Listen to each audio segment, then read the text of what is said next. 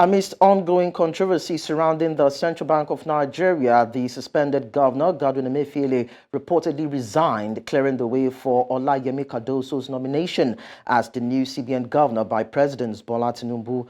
This nomination, alongside 4 deputy governors, has raised legal questions and heightened expectations for economic reforms. While market reactions and monetary policy changes remain uncertain, Nigerians and international investors await the new leadership's impact on the country's financial stability, independence of the CBN, and alignment with broader economic goals. This morning, joining me for the conversation here in Lagos, Nigeria, I have Dr. Muda Yusuf, who is the Director and Chief Executive Officer, Center for the Promotion of Private Enterprises. Doctor, it's nice to have you once again join us on Business Edge. Thank you very much. Good morning to you and good morning to our viewers. Let's start this way. Earlier in June, President Bola Tinubu suspended Godwin Emefiele from office as CBN Governor, sequel to an investigation of his office and the planned reforms in the economy and the country's financial sector. What do you make of the allegations leveled against Emefiele and the probings of the role he played as the then CBN Governor in Nigeria's economy? Well, the regime of Mr. Godwin Emefiele was a very, very challenging period for the Nigerian economy, for investors and for the citizens. The internal issues as to how resources were managed and all of that, we don't have that information yet, since investigation is still going on.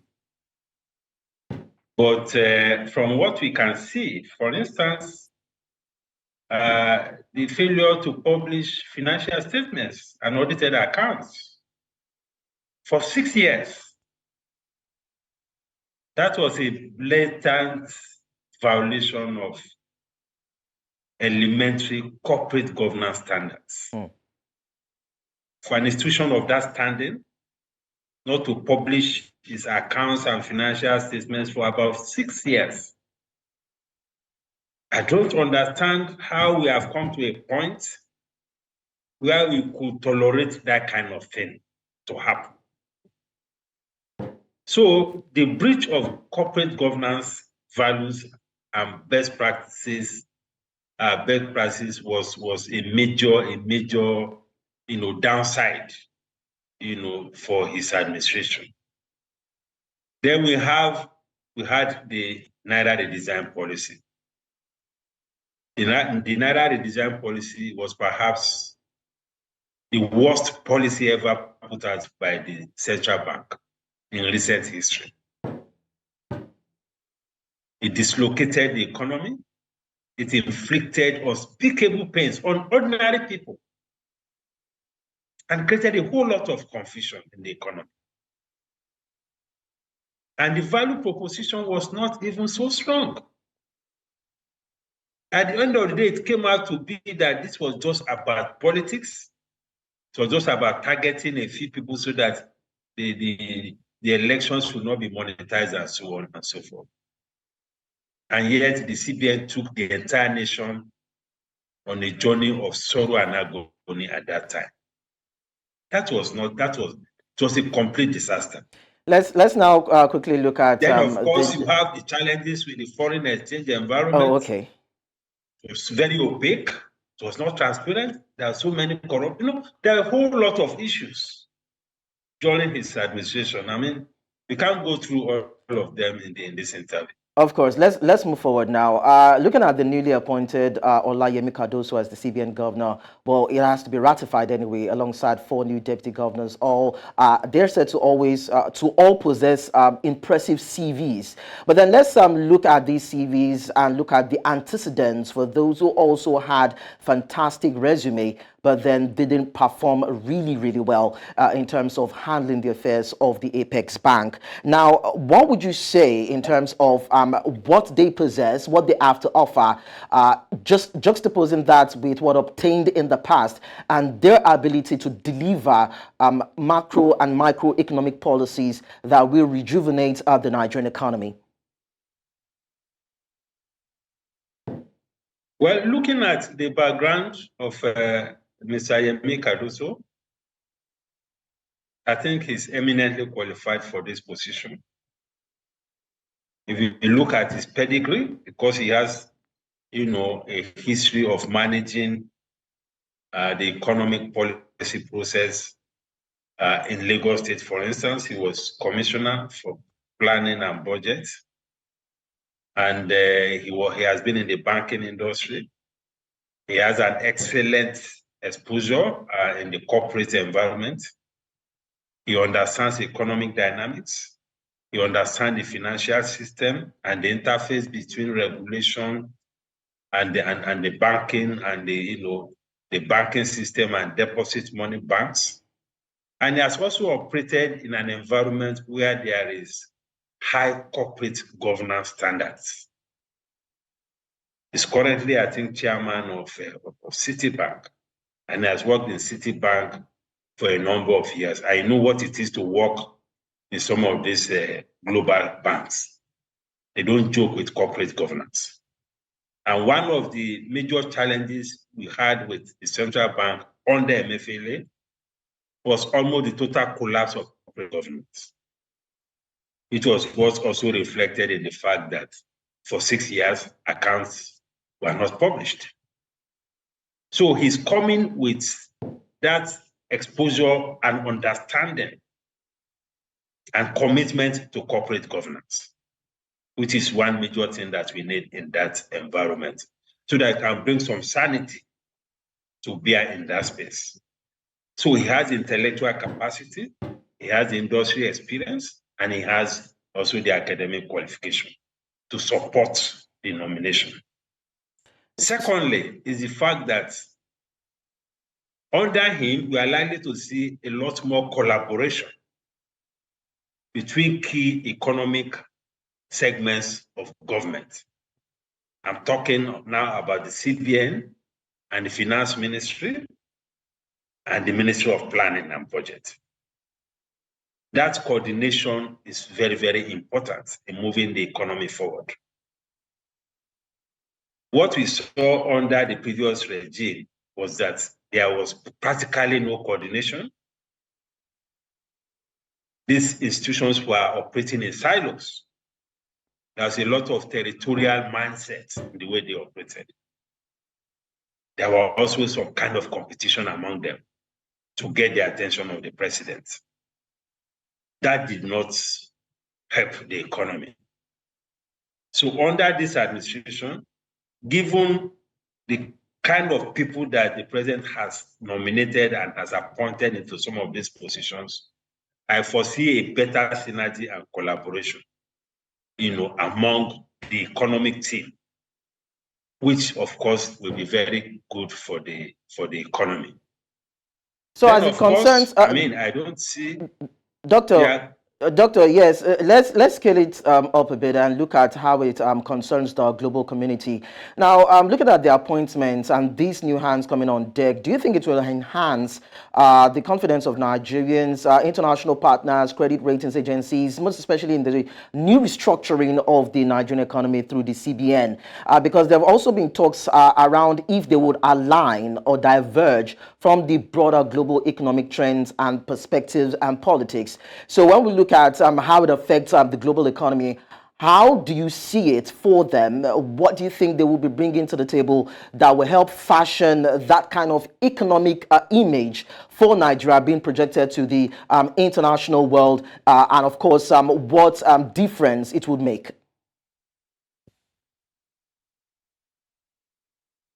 What is important is for the new team to commit to the ongoing reforms. And I have no doubt in my mind that they will commit to those reforms, particularly the foreign exchange, foreign exchange policy reform. To some extent, the fuel subsidy reform, of course, the CBN doesn't have much say in that, but the CBN has a lot of role to play in ensuring sanity in the foreign exchange environment. And the distortions in the foreign exchange environment have been one of the major concerns that have been expressed by the global community. That has been one of the biggest concerns expressed by the multilateral agencies under the previous administration. So with the kind of corrective reforms that are going on, I see the leadership of the CBN under Olayemi Cardoso to champion those reforms. And once he's able to champion those reforms, I'm sure the global community will be much more at ease, much more comfortable with us as a country. And that will, with time, also help to improve liquidity in the external sector. Because right now we are still grappling with the liquidity challenges, some of which were outcomes of the distortions that we have had in the past. Because we are grappling with a lot of backlog of foreign exchange, that has to be met and all of that, which is weighing a lot now on the foreign exchange market, and which is also impeding the pace at which the reform is progressing. But I believe that in the fullness of time, we'll get out of that, and the economy and the market will get to a more sustainable path. So talking about how to be critical when it comes to championing reforms, Doctor, let's look at Nigeria's foreign reserve that is said to have hit a 2-year low. And data obtained from the CBN showed that Nigeria's reserves at $33 billion were the lowest since 2017. So knowing fully well that the foreign reserves are a key firepower for the CBN, how should Cardoso and his team approach this, of course, to increase the reserves and strengthen the Naira? I'd like you to just break it down, what they need to do to shore up Nigeria's foreign reserves. Now, to shore up foreign reserve, there are two main sources. The first source is for us to ensure that we do a lot more in the area of export. And just as you know, our biggest sources of exports earnings is oil and gas. That is not exactly within the remit of the Central Bank of Nigeria. But I'm aware that the administration is doing a whole lot to bring some sanity to bear in the oil-producing areas, to tackle the problem of oil theft, all the impunity and criminality in the oil-producing areas. If we're able to make some progress with that, we are likely to take advantage of the current high oil price if we're able to improve our output. So that is one major thing that can help our reserves. But that is not exactly a central bank responsibility. The second thing that we can do is to ensure that we create an environment that inspires confidence of foreign investors. So that foreign investors, whether they are foreign direct investors or foreign portfolio investors, need the right kind of policy environment and possibly even political environment to be able to bring investments into the country. If they are bringing investment, they are coming with foreign exchange. That will also help to stabilize our exchange rate and also boost our reserves. The third major component is import substitution. We import a whole lot of things that we have no business importing, particularly petroleum products, which is the biggest import bill that we are contending with as of now. So we accelerate our progress with regards to our refineries, with regard to the private refineries that are coming up, whatever support we can give to those investors, I think the government should give to them.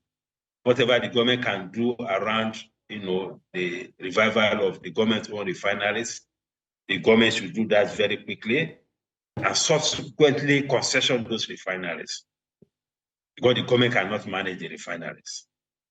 So those are the three critical things that needs to be done. Investors' confidence, strengthening import substitution, and also boosting exports. Those are the things that we can do to boost results. All right. So, do you actually see any potential challenge to the independence of the Central Bank of Nigeria? Because there have been talks about the central bank leaning towards the executive in terms of policies being taken and implemented. Of course, we saw what happened in the past administration, that close tie between the then governor, Emefiele, with former President Muhammadu Buhari. So there have always been concerns as regards its independence as an institution. So considering the reported proposal for a plea bargain agreement for Godwin Emefiele, what do you think the implications are for him and, of course, for the Central Bank of Nigeria with its new make? How do you expect it to be independent when it comes to drawing up policies, implementing them that will translate into economic growth for the country? The issue of the independence of the central bank is a function of the personalities that occupy the position of the president of the country and the personality that occupies the position of the Central Bank of Nigeria. And from what I can see so far, the current personalities occupying these two positions have respect for professionalism. And I believe that Mr. Olayemi Cardoso is a professional and will be able to also define the boundaries of the kind of instruction or the kind of advice or the kind of influence that will come from the president. And the president too, I believe, is somebody, having worked in a multinational environment, also with someone that values and appreciates corporate governance. And it's somebody that will also be able to define the limits of,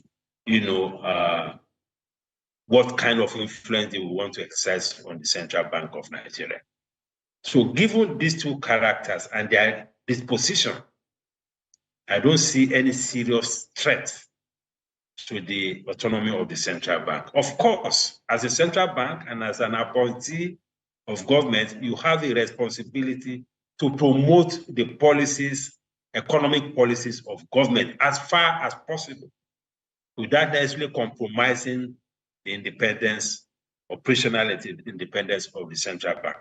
Secondly, the CBN should also be careful, especially the leadership, not to get involved in partisan politics. Under Emefiele, we got to the ridiculous extent of the CBN governor getting involved in partisan politics, having support groups, taking nomination forms. We saw branded vehicles, even went to court that he wanted to participate in politics and still remain as the CBN governor. Such ridiculous things should not be allowed to happen under this administration. And I believe that Mr. Olayemi Cardoso at least has some standards in terms of conduct and comportment that will not lead him to that kind of ridiculous extremes. So, Doctor, let's wrap up this way. Earlier on, you talked about, of course, the CBN not submitting its financial reports. That was since 2016. And I recall that Tinubu's special investigator faulted CBN's audited reports. In 2016, of course, we know that CBN refused to publish its financial reports. Nobody raised the flag, and that was in contravention of the law regulating its operation. So moving forward now, in terms of ensuring accountability, what must be done to avoid discrepancies, irregularities in financial reports, financial accounts, and the fact that the mistrust that the public have in the CBN, in the Apex Bank, need to be reestablished? Moving forward, what must they do? Well, we need to look at all the corporate governance lapses in the CBN. If we need to amend the CBN Act, I think we should amend it. Because we have a situation where the central bank governor is also the chairman of the board of the CBN.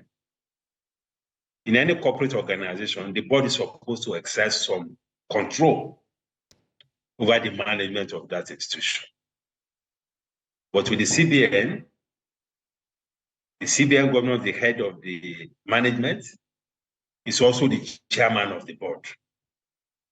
And when there are too much powers, the system becomes vulnerable to abuse.